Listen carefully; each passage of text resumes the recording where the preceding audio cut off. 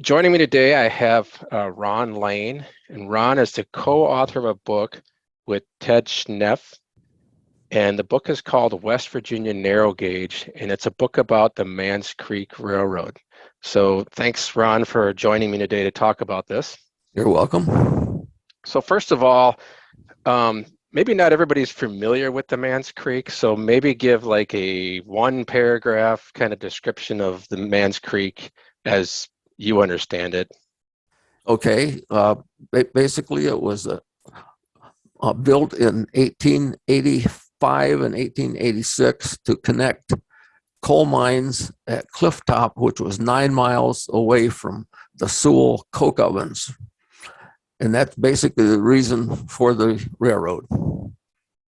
Okay. Now, I've seen that you've authored a couple magazine articles along with the book, Yes. and one of the things about magazine articles is that they tend to you have to condense the story, and especially if the magazine is about a model railroad, they typically want you to talk about the model and not really about so much. You get like a paragraph about your personal connection to it all. But in that article that you wrote, you mentioned that you discovered the Mans Creek Railroad through a song. And Yes. so is there like a bigger picture to that? Were you just listening to a song one day and thought, oh, I'm going to go write a book about that railroad? Or Hey, what really was your, I'll give you just a quick preamble. I went to okay, Cornell University, 5-year engineering course, 180 credit hours, 14 have to be in English. So to find the easiest courses to take and forget, you look around, I found folklore of the world and American folklore. American folklore was talking about songs that derived from in the United States, Appalachia, other places, and of course a lot of it was railroads because railroad was made a big effort through the 1800s. So the course was called American Folklore, but most of it was folk song, and our instructor was Peter, Paul, and Mary. 2 years before he formed Peter, Paul, and Mary. I did wow. not forget that course. In fact, it guided me through the rest of my life. But basically, when I got out of college, I started researching railroad folk songs. Many of them come from the Chesapeake and Ohio Railroad. And in particular, this one had a phrase in the song, one of these stanzas saying, and a station called Sewell. And I was looking at perhaps building some dioramas depicting the song and then taking pictures of them using the song captions in Model Railroad or some magazine. So I wanted to find out a little bit more of what was in the song. So one of the things, of course, was to find where Sewell was. I did find that it was a ghost town in the New River Gorge. And that's all I knew for about a year. And then I found out that there was a railroad that connected Sewell with Clifftop. Sewell originally had its own coal mine right there on the side of the gorge. And then when that blew out, they called it blew out, or coal was gone, they looked upstream of the Mans Creek Canyon and found the next coal mining areas, a place called Clifftop. It wasn't known as Clifftop then, but it opened a coal mine there and figured out how to build a 9 mile, 2 years to build railroad up through the Mans Creek Canyon, all the way to the new place that they eventually called Clifftop. So that's basically how I got started. So what I'm hearing is that before you found the song, though, you were a model railroader. I was starting a model railroad, not knowing what to model at this point. I was building cars and structures because we were in apartments. We did not have a house at that point. So I was just built for the NMRA regional and divisional meetings. So I was doing that for a couple of years without knowing, what I was going to ultimately do it until I found this song. What were you kind of leaning towards back then of modeling? Appalachian coal mining area. Oh, okay, so you were always kind of somewhat drawn to that area a little Yes. bit? Well, because of, do you remember a prolific author named Jack Work? Oh, for sure, I do. Okay, he had a coal mine article in 1960, somewhere before 1960. I built that coal mine and modified it to what I wanted to do, but using a lot of his techniques and information. And this particular thing won first prize in a NMRA regional in 1962. And I expanded it until I won the first prize displays in the NMRA National in Cincinnati in 1966. So that was my focus in the first few years. Okay, yeah, I've seen the pictures of that. It's a really nice model. Okay. So when did you first visit the area for an actual, like a field trip? Yes. Okay. I first, we lived in Ohio, and a fellow that I worked for went with me, and we were down mainly to research folk music down in Hinton, West Okay. Virginia, and so on. And then a couple of other trips doing the same thing.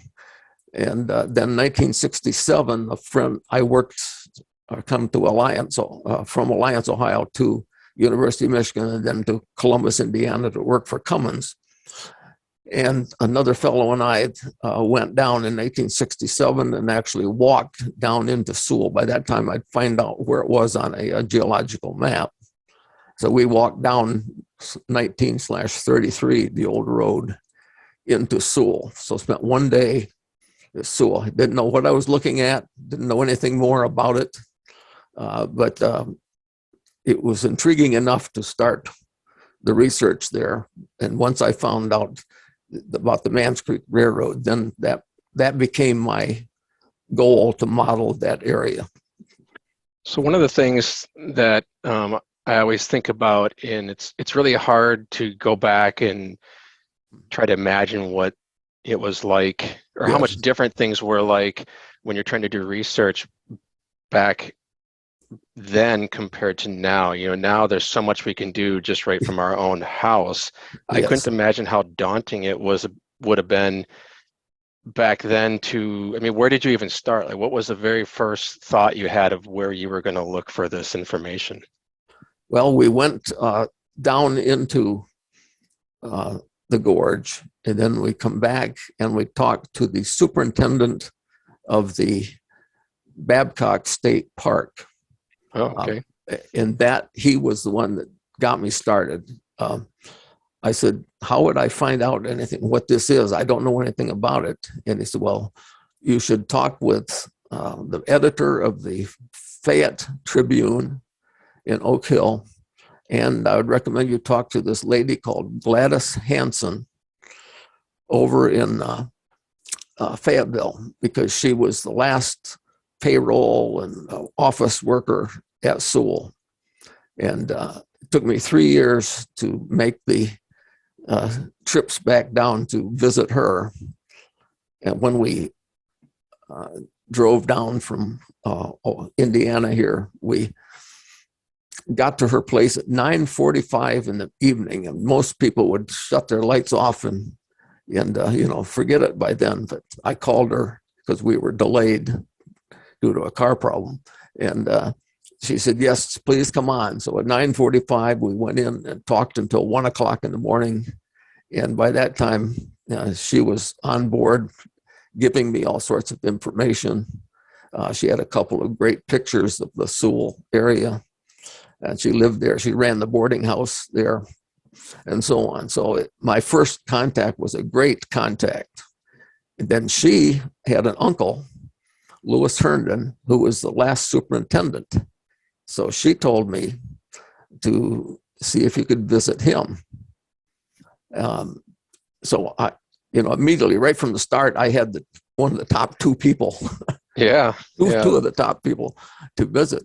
But it took me about 3 years to get all of that uh, lined up. And then I went to Mr. Herndon's house, and he was dressed up in a coat and tie. When you think about where Cliff Top and what it is, Yeah.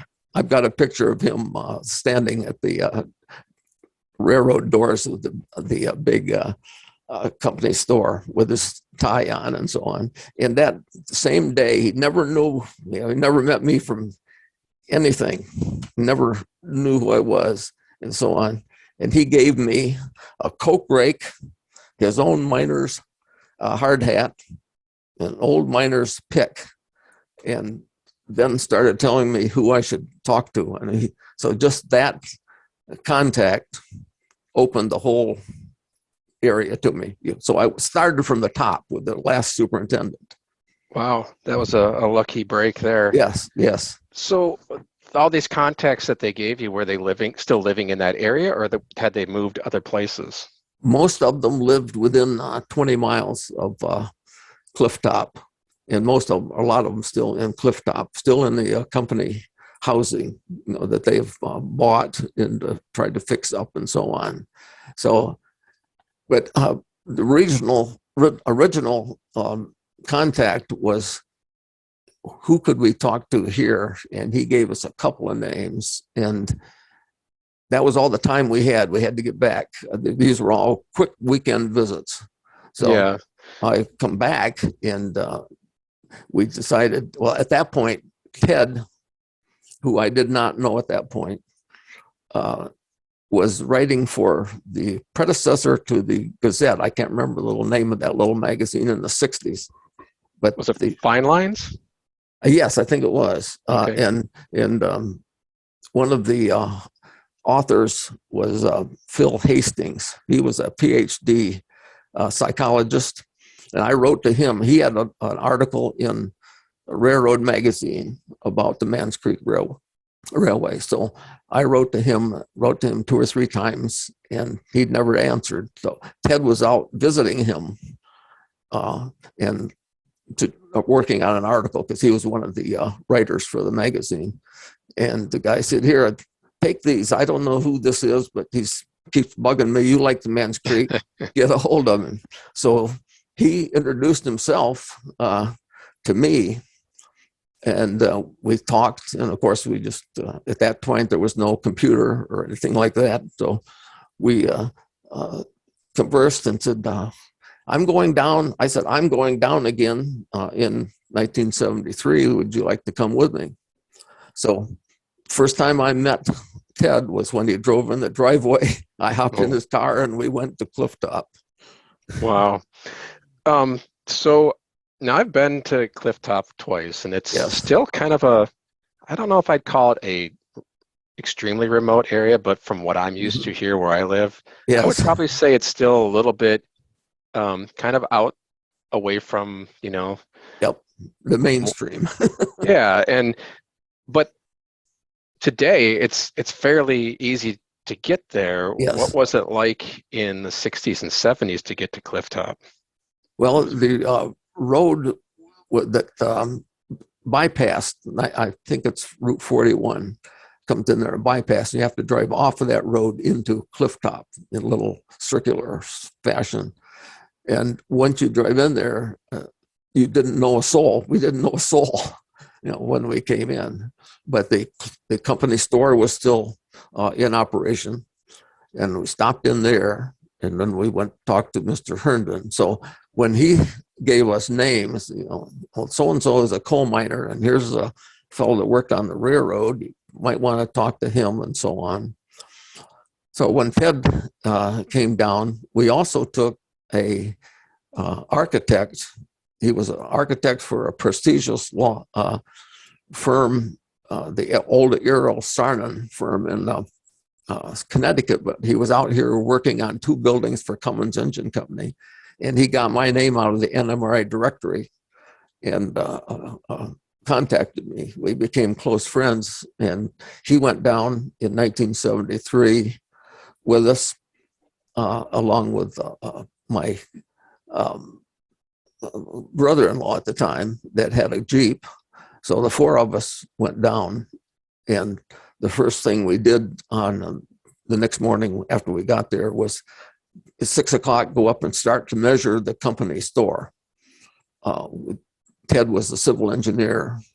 We had an architect with sketching and so on. So we measured the store and so on. And about 8 o'clock, when the store opened, people started looking out on their porches and watching and seeing what's going on. And then they sauntered down to the store. And we spent the rest of the morning just talking with people.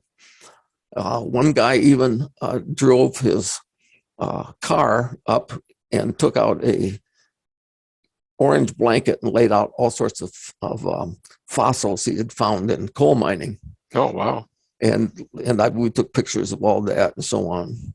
Later, I found out, not that same trip, he lived next door to the company store. So he drove 30 feet down and showed us all those. But that's what people started to do. And then people sauntered in. So we had photo books. We took them in the company store and laid them out on counters and so on. And they could see the pictures that we had found at that point and so on. And then they started to say, well, you ought to talk to so-and-so. You ought to talk to this guy over here.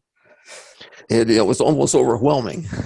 Yeah, so it seems like most people were pretty open, and it kind of almost sounds like they were excited that someone was taking an interest in the history of their town. Right. We just had to prove that we were serious. Sure. Not big city guys coming in to extort or, that kind of thing. So, but by hitting Lewis Herndon, the superintendent, and that was only, it went out in 1955. This was 1973. So most of the people were still there. So he knew all the people in town, of course. He'd say, so by having him as a kind of the proponent for us, that opened most all the doors. We never hit a door that wasn't open to us. The company store owner was also the postmaster, and he let us in like upstairs in the second floor and found all sorts of maps and drawings and this kind of thing. And he let me have a certain amount of them. And I wished I had gotten all of them, but he wouldn't let some of the stuff go. But eventually we found out that Babcock in Pittsburgh said, well, clean that stuff out. So it was all thrown away. But we got quite a few things, including an 1878 map of the Sewell mine drawn by the mine superintendent in ink on parchment paper. It's amazing piece of artifact. You said when you went down to Sewell, you went there before you went to Clifftop. Did I catch that correctly? Yes, 1967 was our first walk down. Didn't know what we were going to get into. It was at June. We didn't have boots on. It was dumb. We were both city guys, not city guys, but not country people like that. And, we walked all the way down and all the way back out. I carried a C&O, a spike hammer out, just about killed myself. Wow. Where did you have to go in from? Did you go in from Clifftop, or did you come in from another location? Through 19/33 that you drive down.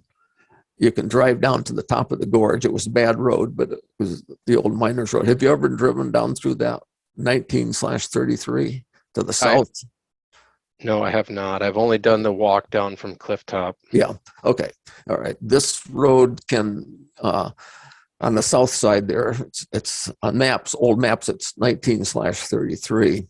It's not a real good road, but it's passable, and you can get down to a cabin that a fellow has built there probably 20 years ago. And it's right at the top of the gorge before you descend into the gorge. So you can drive down that far. And then how long of a walk is it from there? It's probably 2 miles, but it's a 1,000-foot elevation drop. Yeah, so I can see where walking out of there is, especially with a spike hammer, is pretty hard work. Yeah, and also I did that on my 50th anniversary trip here in 2018. That I walked down there with 4 other friends, and they hiked with me and helped me back up we stopped every 62 steps for some Wow. reason to take a little breath and get up. But I had no problem at age 81 doing that. So, Well, that's great. When I went down there just last year, they were actually starting a process of renewing the trail yes. from cliff top down, but they only made it as far as Washout there. no, there was they had fixed a washout that Oh, was they right did. after right Oh, after where the line came down from Landisburg, but oh they'd yeah. made quite a bit of progress. We walked on a really nice Hmm. path until we ran into the crew. We Yeah. went around them, and then it got to this point. It was right above, what is it, Flanagan's Branch, I think they call it. Yes. Yes. Mm-hmm. And it Mm-hmm. became very difficult with numerous trees down and bushes. And then when we made that turn into the new river, it really Yeah. got difficult. Okay. Yes. And Yep. we Whistling, never, whistling curb. That is. yes, and we never could make it up to the location where the switch was of the switchback. It was Oh, yeah. Okay. that impassable. But Oh, okay. so I don't know. We'll see where that path ends up going. It'll be fun to be able to have an easier way down there. So when you went to Sewell in '63, though, was there a full ghost town, or were there still residents living there? You mean 73 or 67? Or '67? 67, there was nobody there. It was a ghost town. And the large coal tipple that you are building and I've built and so on was torched by arsonists in a year before 1966 during a 4th of July. I missed it by 1 year. Oh, yeah. So how about was the condition? How was the condition of the engine house in that year? That the house, engine house, had the front still standing, the door, the two round semicircular Okay. topped doors, that was still there. Of course, there was no wood there, but the brick was still. The next time when we went down in '73, that front had fallen in. Oh, okay. Were there any other buildings down there? The first time, what the C&O yardmaster's house was still there. Okay. And that's about the only thing that was there.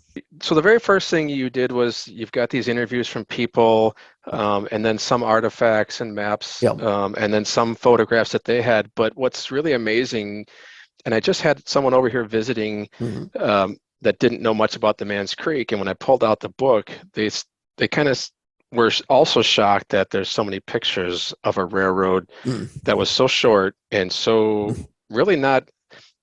It wasn't a common carrier, really. It was just an industrial, basically Right. a conveyor belt. Yes, that's right. Yet you've got a lot of pictures of it, and there's a lot of pictures that you didn't even put in the book. We collected 1,404 pictures. These came over a 15-year period of visiting 216 folks.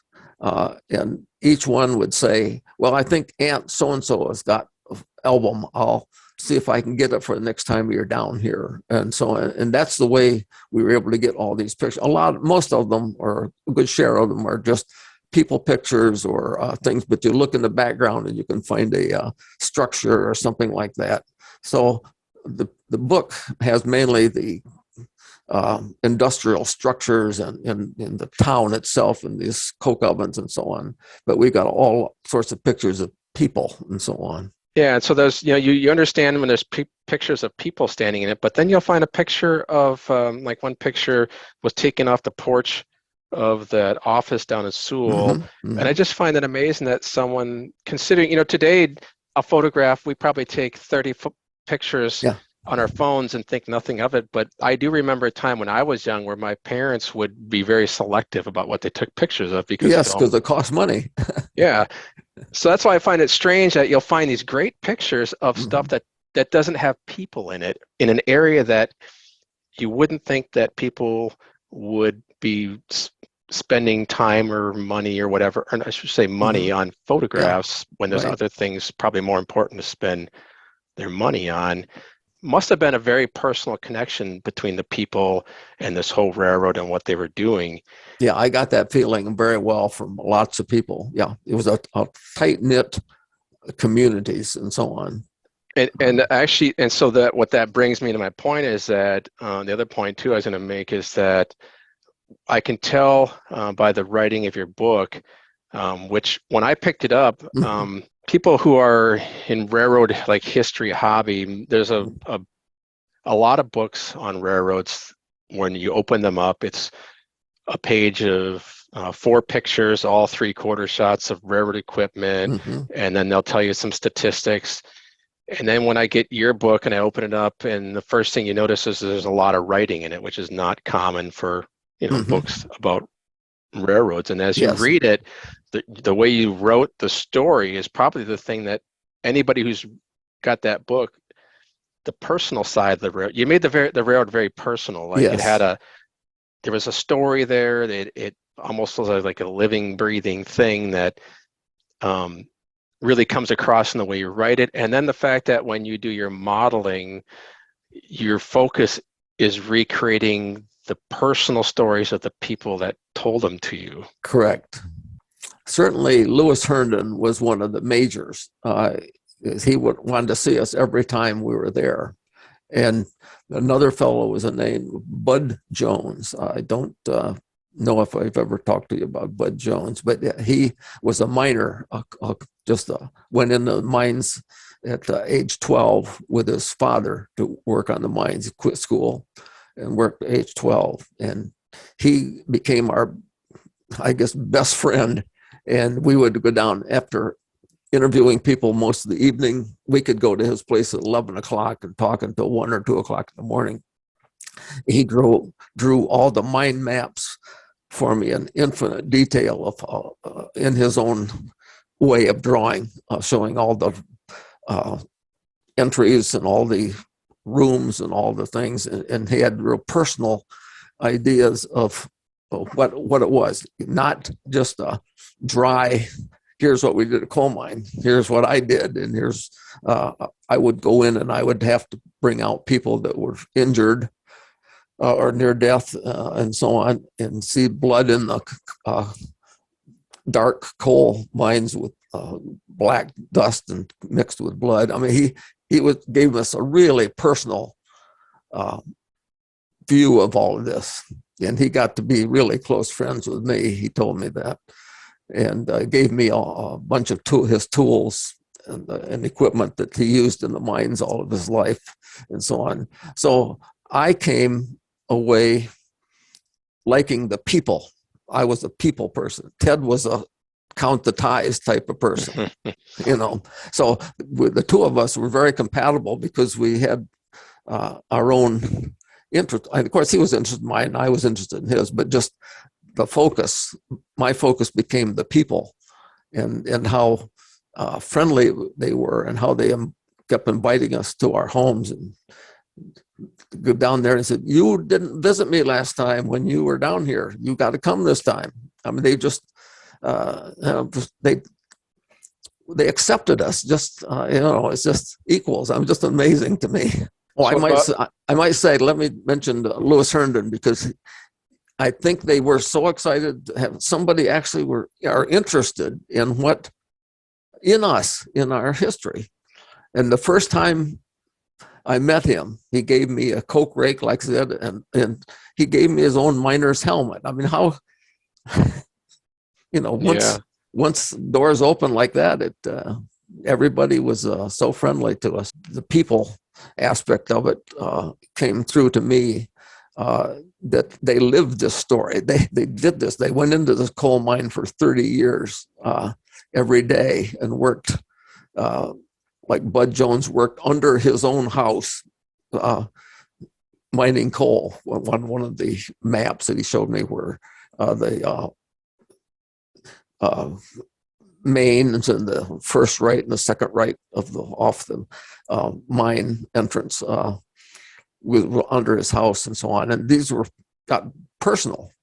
These were personal to me. We've talked about Cliff Top and Sewell, but there was also the Landisburg area. Yes. And the Mans Creek operated from pretty much from Sewell to Clifftop, Clifftop, right. And the people that you talked to at Clifftop were employees of the coal side of it, but there's also this lumber side of it, which was shut down much earlier than the coal part of it. Yeah, well, it was 1909 to 1929 was the So coal how logging. did you find, was there anybody living in, now Landisburg currently is not where Landisburg was in No, the it book. was right.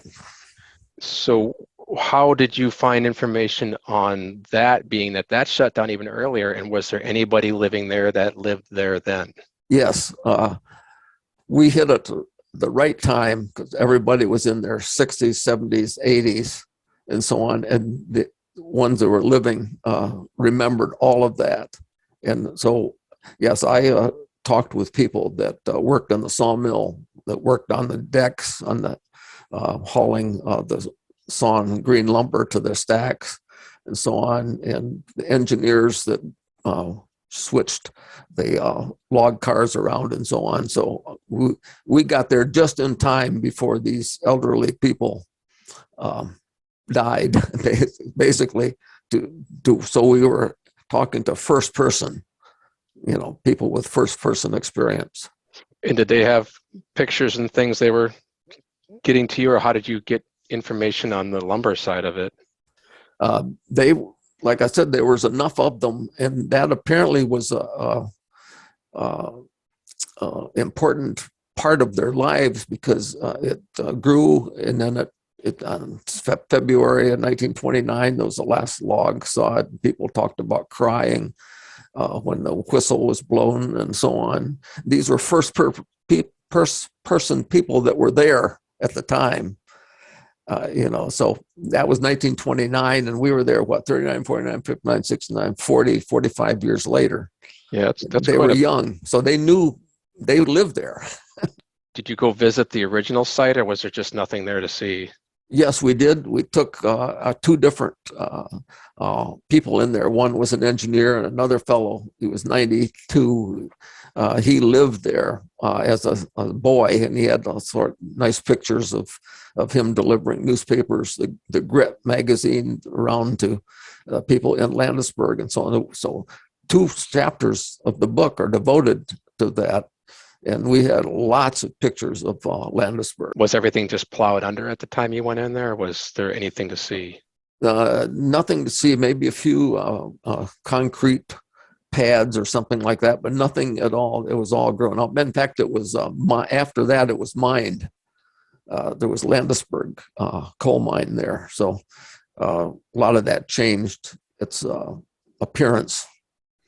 What is it now? Is that parkland, or is that private land?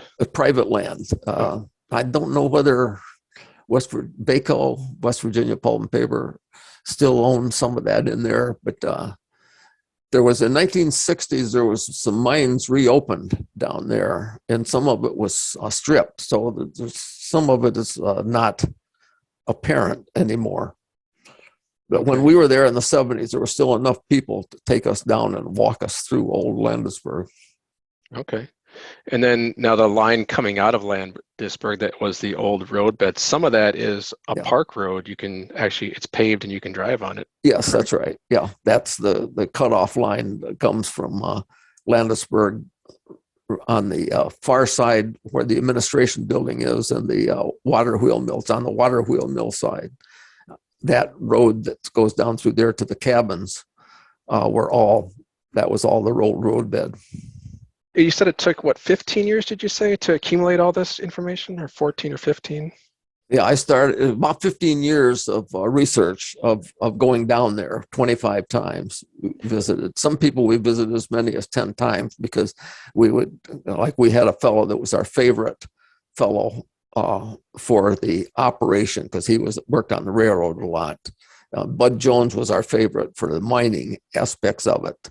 Another fellow named Sylvester Millay was our best Sewell information. But everybody really helped in and pitched in. So information. So it really wasn't just one or two people. 216 people that we interviewed all had relevant information for us. When you were gathering that information at that moment, were you still gathering it for an interest, or did at some point you decide that there's enough there to make that you were going to make a book? Yes, and by the mid 70s, we come out with our first cover called Narrow Gauge and the New River Gorge, play on words, the spelling. But that was a pipe dream at that point. Both of us were actively working and so on. But we kept talking about it. And well, in 1978, the New River Gorge became a national river for the NPS, National Park Service. And they started some seminars once a year about the New River Symposiums, they called it. And they got a hold of us, and Ted and I presented this at the 1983 New River Symposium, our story. And the historian said, we ought to put this into a book. The first booklet for the National Park Service New River Gorge was the Sewell, a New River community, and we had to bid nationally on that. And $7,800 we bid on it and got the bid because he knew we had all the stuff that nobody else had. So that was our first book, was 1985. So we said at that point, both of us were extremely busy in our work at that point. So I said, Ted, I've got to wait until I retire in order to spend time that I would need to do that. So in 1995, when I retired, December 31st, Ted got a hold of me and said, okay, now we can write the book. And I spent an entire month of January trying to figure out how to tell him, no, I just don't want to do it right now. And at January 31st, I said yes.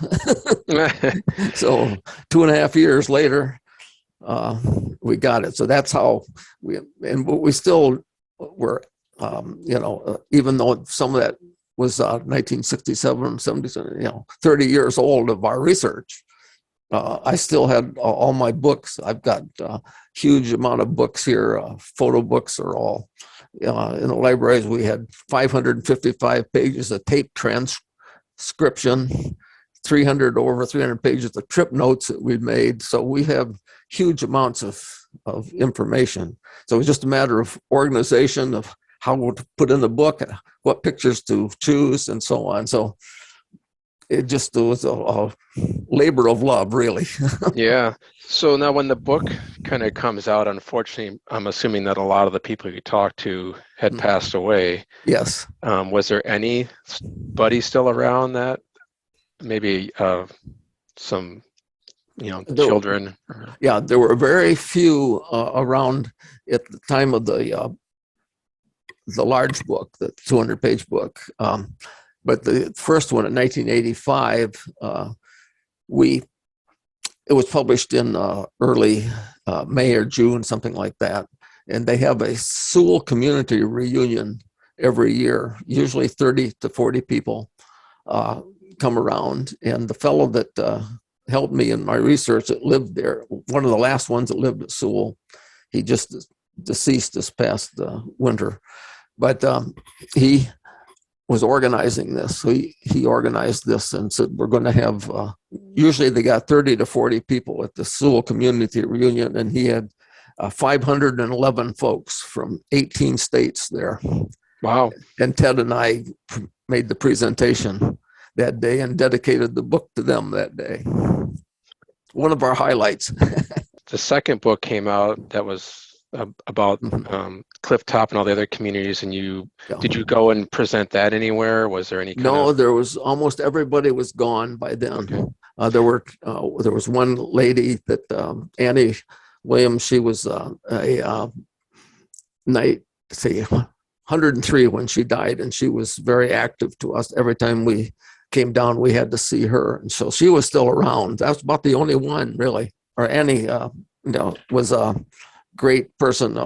Like I said, died at 103, and she was our last contact of everything. We would always visit her. She could get down at age 100 and pull boxes of pictures out from under her bed to show us and so on.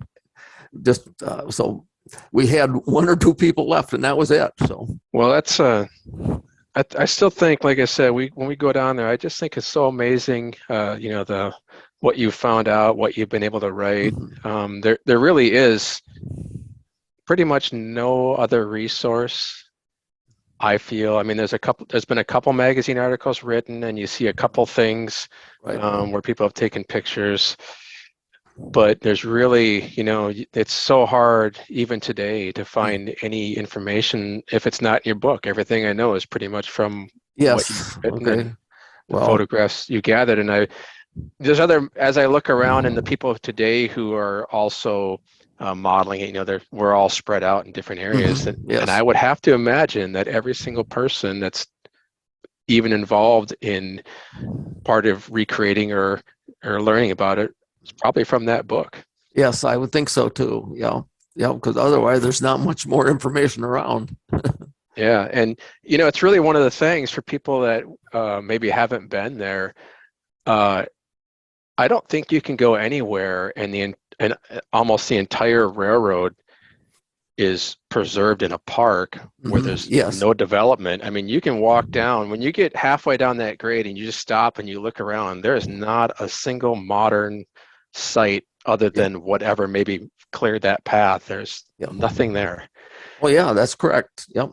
And there's what's really great about it is there's not even really any modern garbage. Like you don't even see wrappers or cans laying around. Nothing to tell you that you're in, you know, Mm. 70 years later, Mm-hmm. and you can almost kind of get a.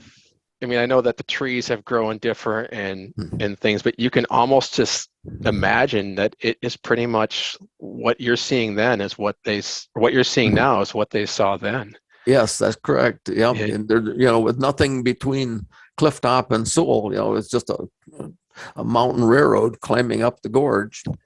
Yeah, it's really amazing when you go there in either the early spring or fall when the leaves fall off, and you take Yes. that turn down into Glade Creek, and you can look across and you can see that line that goes up to Landisburg. Yes. It doesn't even seem possible that it could be done.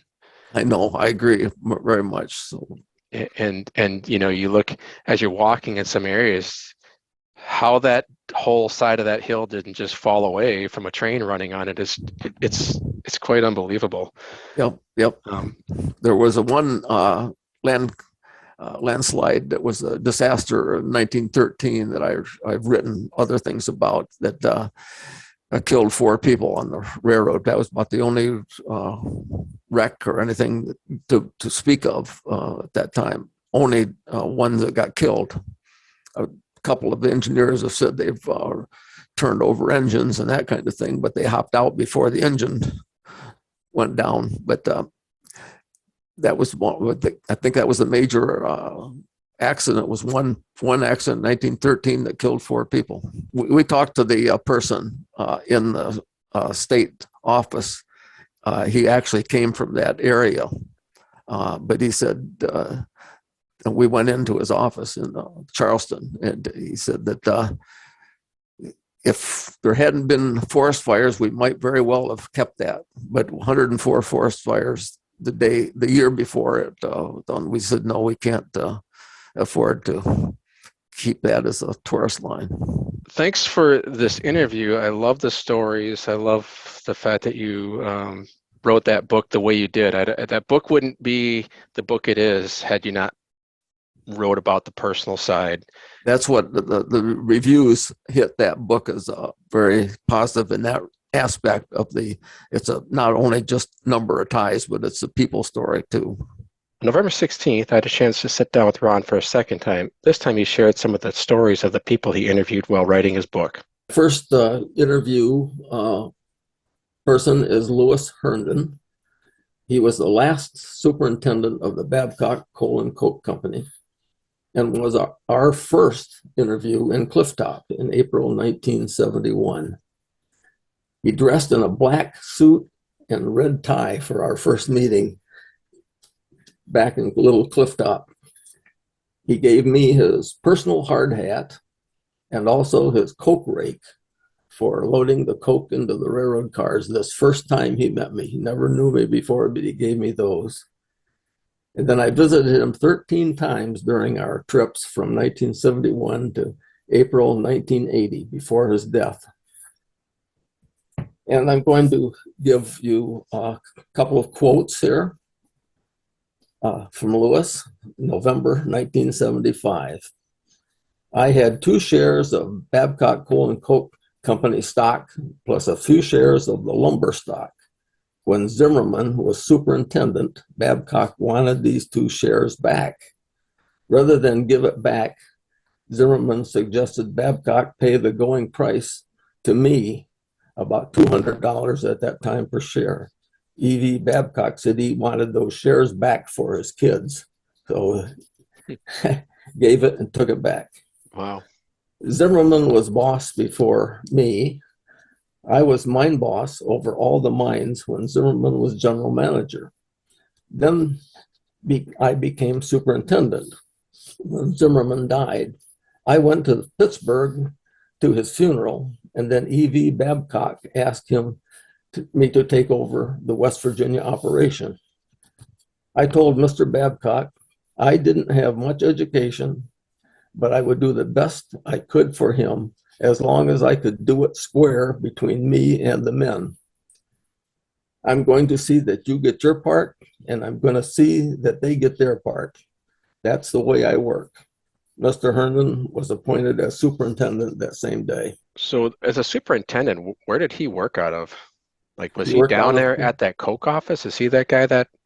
no, he was in Clifftop, always in Clifftop. There was Oh, a okay. superintendent of the mines and the coke ovens. He had all of it. So did they have an office at Clifftop? Or how did he just work out of his home, or did he actually work at an office in the mine? They had places in the company store Oh, for okay. that. The tracks came right into the bottom of the company store. Everything was tied together. So he had this house right across the street from the company store. Oh, that was his house, that one with Yeah. that unique porch with, Yes. Mm-hmm. Yes. okay. And so they would meet in the basement of the company store? Is that what you said, or the first floor? Yes. I don't know. Oh, I okay. never found out where he met. I think he worked out of his house because he was always either in the mines or around the mines, in the, the tipples, going on the train down to Sewell to check it out probably most every day. And he was just on the go all the time. Okay. I don't recall him ever saying that he had a specific office, like we Sure. go to work, and so on, have an office. I don't think he had that. Yeah. Yeah. Huh. Very interesting fellow. The picture that you have that you used there was in 1975, 5 years before he died. And he had very thick glasses. If you remember, he had a kind of a squeaky voice, Huh. but you could tell he was in charge. Sure. Yeah. Neat. Very interesting man. So, so was he still living in that house across the street when you interviewed him? Yes, Or he was, okay. he lived there until his death. Wow, okay. Is it that I house? don't know if he bought the house or the company gave him the house. I don't Sure. know that detail. Do you know if that house is still in the family, or did they, No, I don't know. I don't believe it is. I believe it okay, is in someone else lives there, and I've never met the person that lives there now. okay. All right. Well, that's neat. Good story. Next is Gladys Tamplin, and this was interview was in March 1984, on our last trip, the last research trip. And she was the first interviewee that I met. I was able to find her by the superintendent of Babcock, who recommended I talk to her. And I found her over in Fayetteville, and we had immediately hit it off. She was a gracious lady, and secretary and postmistress at Sewell, and took in boarders in the old Sewell superintendent's home. She distributed the payroll, and she told me whenever she handled the payroll, she packed a pistol. Wow. She was the lady, I'll tell you. I visited her 9 times, always had cake and coffee, the same thing. Her son was a vice president of CBS in Hollywood, in charge of all game shows in the 1980s. So she was always very high talking about him, for sure. She, on that day, quoted a few things. I'm going to read just a few of them. The Sewell School was grades 1 through 8. The teacher lived in the schoolhouse upstairs. They had a great big old fat lady for a school teacher at one time. She stayed in the school building. When you went in the building, you could hardly stand it. She wouldn't wash her hair and wore the same dress for 6 months. Kids would complain. The school board superintendent asked me to go talk with her about it. Mrs. Bays said, I take a bath about once a month. And Gladys said, I told her that wasn't enough. They finally had to get rid of her. I always had one of the 2 phones in Sewell, one in the office and one in the home. So I had to do all of the calling for doctors and so forth when people needed them. They did not have a doctor in town at that time. And they got a young colored woman to be the school teacher. At first, people wouldn't send their kids to school with her, but eventually they did, and she actually became a good teacher. All the colored people had dogs in Sewell, and also some of the whites had dogs. No cows in Sewell, got all their meat at the store, shipped in by rail. But there were chickens and pigs in pens at the Sewell. I had kept some chickens. The company store was well equipped. At Christmas, had all kinds of Christmas things. This was the only store during this time. The store kept everything. Christmas time, you would have get-togethers, and they decorated their homes for the season. And this quote was an interesting one. Yes, Sewell was a nice, right little town. After all, the people were civilized. That was Gladys. She was fun. She was a good one. Third picture you have. Okay. Is Bud Jones. His first name was Alvarez, but he always was known as Bud.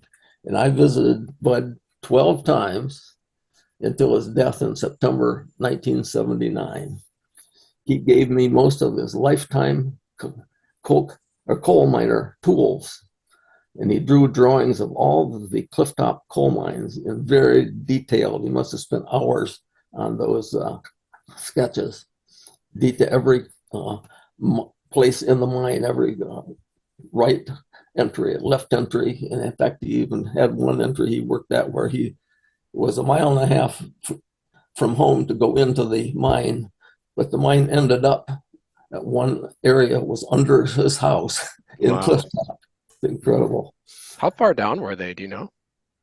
It was a drift mine. Yeah. Yeah, so they just went in, and by the time they got to there, I think the hills rose from there. But there was Okay. also valleys, so they also had to watch out for water in some of the mines. Okay. But I think they were 100, 200 feet. It wasn't, the hills weren't huge. Yeah. That's where the coal seam was. Mm. And it was obviously a very good coal seam. That one under his house in that area was 30 years. They worked 30 years in the mines, Wow. that particular mine, 7, 8, and 9. I finally got him to get out his guitar and sing some Hank Williams songs late one evening about a year before he died at age 67 of a heart attack. He had a gravelly voice, but it was it was real to be there. Right. Sending this was after midnight at night. We finally got his guitar out. So I called him a mountain philosopher. One of his quotes was, "Intelligence is God-given, knowledge is acquired." Okay, Yeah, I'm going very to true. read a essay that he sent me. It is simply titled "Coal Miners," and I'll read it verbatim, but Sure. there's no periods in there. He just Oh, kept well, do your best. January 5th, 1976. I appreciate you letting me be part of this reconstruction of this project. because it is my heritage. And even though mining is considered the most hazardous occupation in the world, and in 40 years of working underground, I was injured several times, almost killed 3 times, and have this black lung disease, and saw so many people injured and killed. I still think back on my life and have so many precious memories. And I must be nuts, but I'm sure I'd do it all over again. Ron, I'm sure you have heard the expression many times about certain things being in people's blood.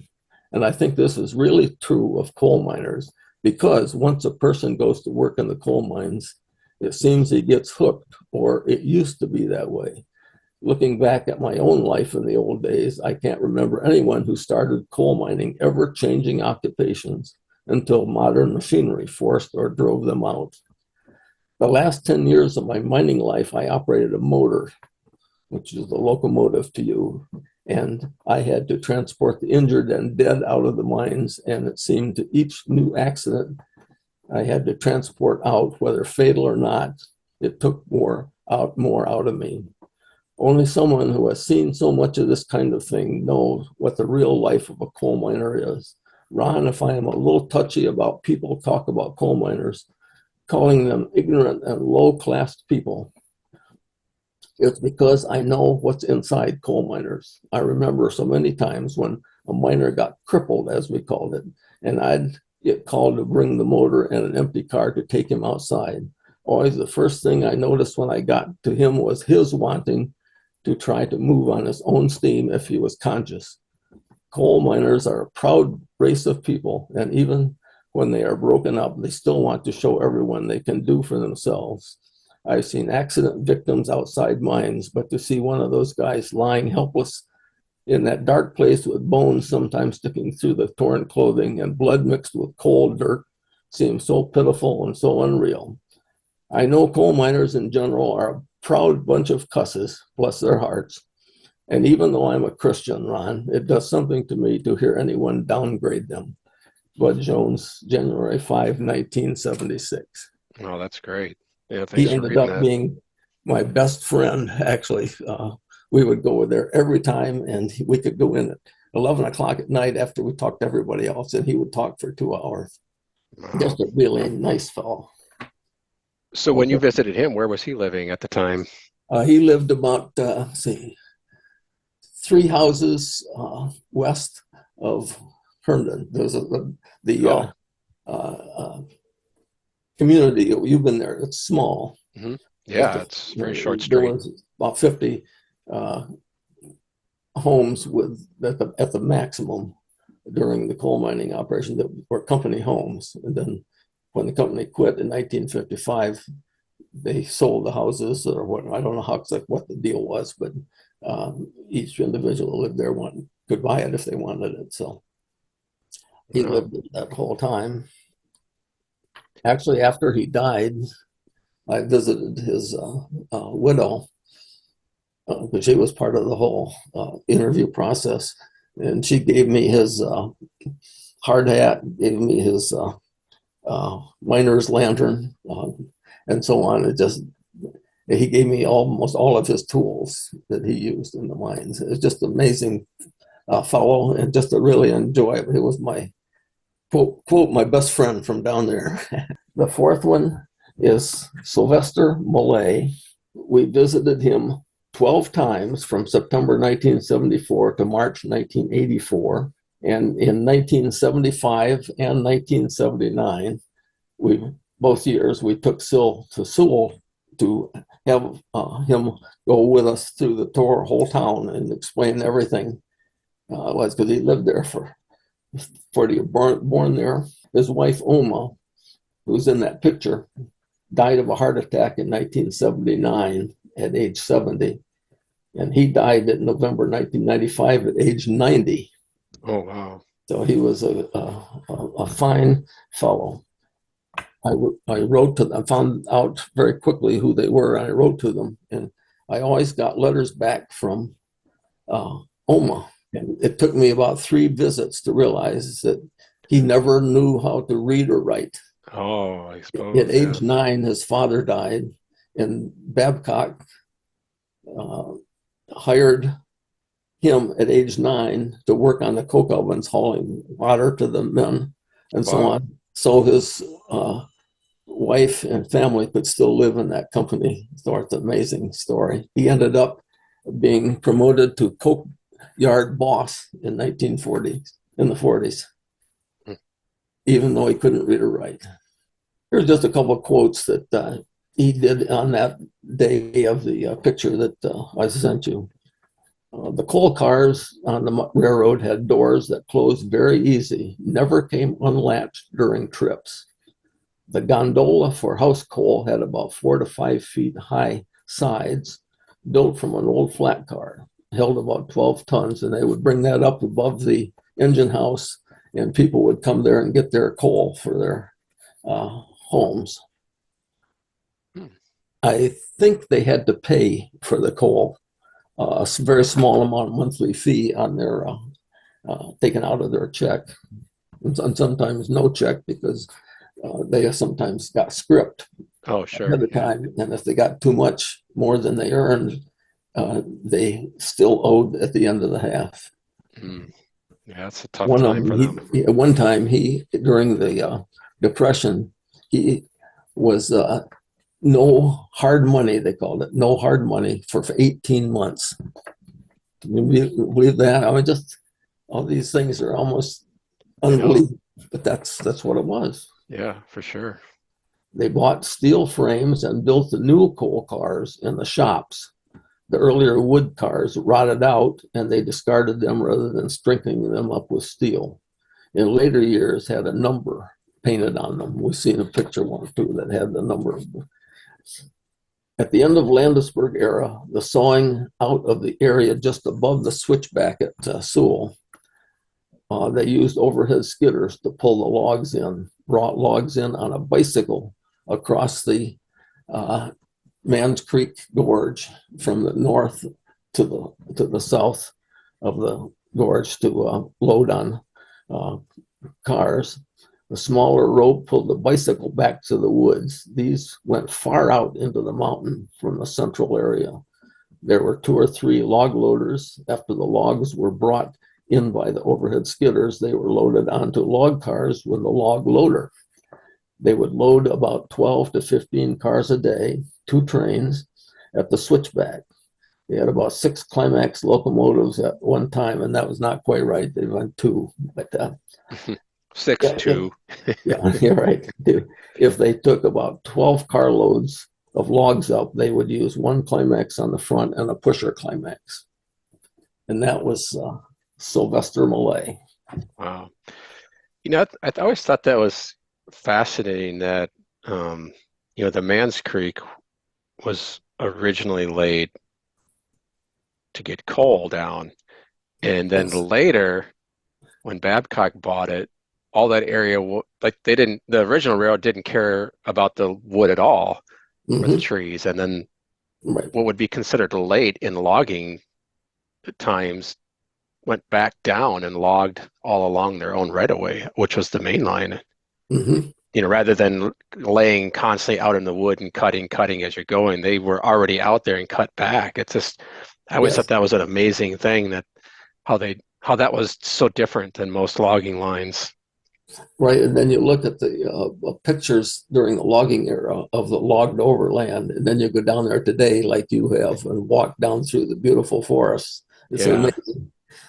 When you went the first time we went down there, and we may have talked about this in the original interview, but were there at that time, was there anybody living down there? No. No. Was Well, there? actually, the very first time we went down, there was a CNO employee that lived in the house, CNO house. And when we were there the first time, uh, there was nobody there. The second time we came up from Thurmond on little motorcycles. And Wow. that time there was one fellow, a one-armed black man. He worked for the CNO, but he apparently lost an arm. So they uh, gave him the job of living at Sewell completely alone, nobody in the area at all, And he looked about a mile on each side of Sewell, looking for landslides before the passenger train. So that was his job, was walking there before the passenger train came through. I've got a calendar that I found in the there after he left, and he had just written down how many snakes he killed and what the weather was. Mm. He had one arm, but he did all that. Wow. He sent me 2 railway locks from Sewell for my collection. It was really a nice fellow. Oh, that's neat. And were there other houses like in different states of disarray, or did they just back then they just So, probably took them apart for the wood, right? yes, right. And the Sewell depot was torn down by a fellow in Hinton and rebuilt for some kind of a building down there. I've never found it. And I was always going to look at it. He didn't build it back as a depot. He just used lumber for a chicken coop or whatever. Hmm. Well, yeah, that's too bad. I mean, that's the way it was, right? Yeah, and it blew out in 1955, and I was there in '67. That's only 12 years. And I had a picture of the person that tore down the superintendent's mansion. it's so hard to go down there and just imagine anything being there because I still can't put when I look at that map that you have in the book and I try to Yes, look at the area between the river and the hill, I just can't even envision how any of it fit in there. It doesn't seem like all it's fit in there. Yes, it yeah. makes. The only things left, as you know, are the a few trestle bents and a few of the support timber or concrete. Well, I Yeah, thank you very good. Well, again. thanks so much. I really appreciate it, Jeff. We'll keep in contact. Okay, I'll thank keep you. watching the Facebook for your latest posts.